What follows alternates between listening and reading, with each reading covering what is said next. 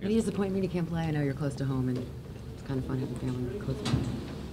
I mean, any time that I miss this game here back home, it's always that feeling you get, knowing how much family and friends, how close to home I am, and knowing that people really look forward to this day of me coming back and playing here. So this day is always a kind of a sad day, but.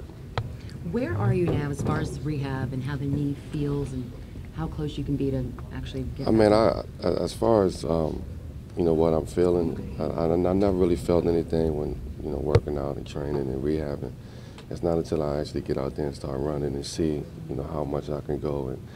And, at the beginning of running and, playing basketball and shooting, I don't feel anything until the wear and tear on it. So.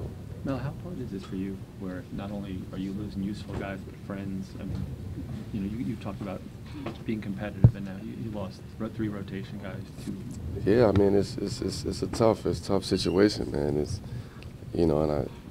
from a basketball standpoint, to lose, 3 rotation guys, 2 guys that was a really big part of, what we have going on here. To lose that.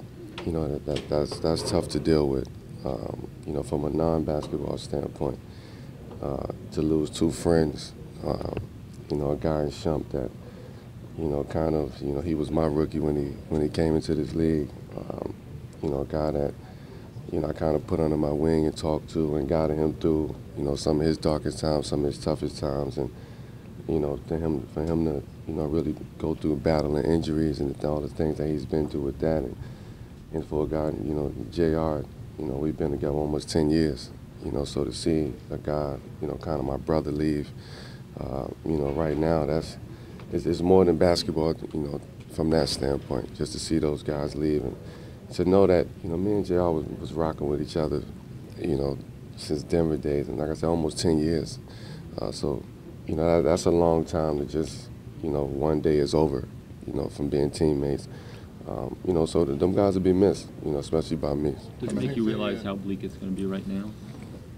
Yeah, it's hard to see that, man. It's easy, but it's easy to see it because it's obvious, it's apparent, but it's hard to see it, from me. But I gotta trust in what's happening. I gotta trust in, the plan that they're trying to put in place.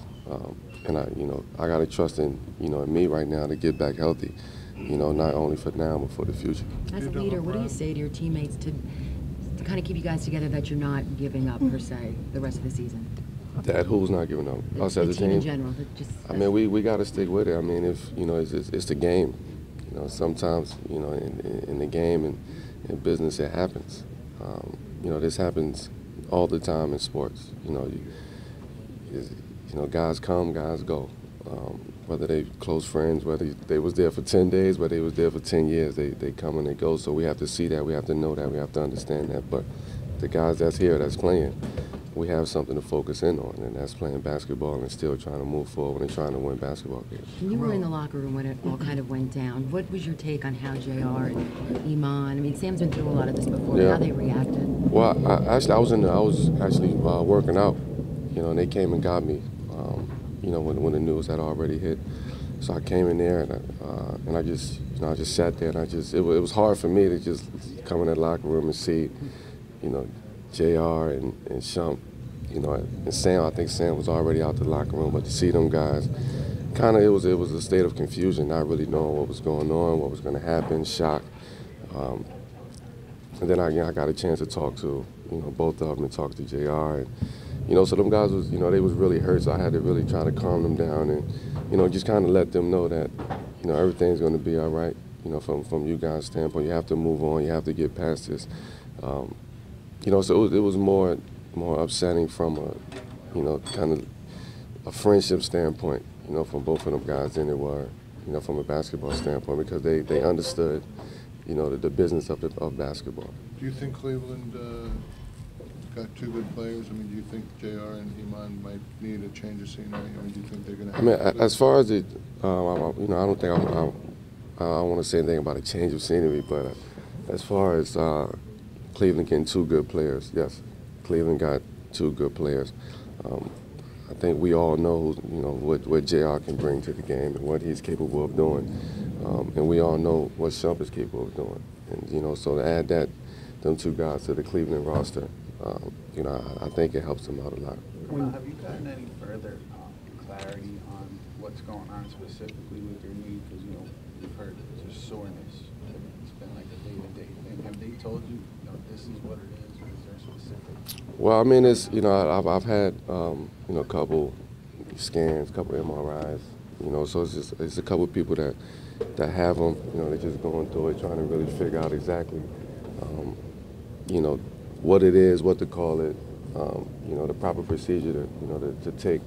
So that's why I always said is, some days are better than others. Sometimes I can go out there and play. Sometimes it's not. It's kind of like having a little rock or pebble in your shoe. Some days it comes around, some days it don't. So. Last one, guys. Do you expect to be playing in London?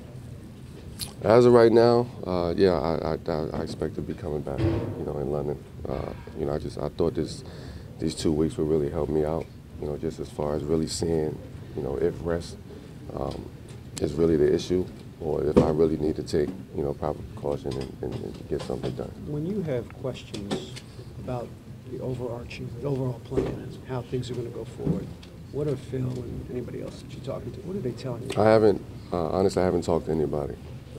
All of this just happened in the past 48 hours, so we've been on the road. We had a game, then we had, a travel date, yesterday, then today is a game, then tomorrow is a game. So, I don't think it's not until maybe I get back or, have a chance to sit down and talk to them about what's happening and what's going on. But, when I first committed back to New York, that was something I always said I have to trust that, them guys know what they're doing and believe in them guys, and that was one of the reasons why, I wanted to come back. So here's the opportunity, and with the trust, everything starts now.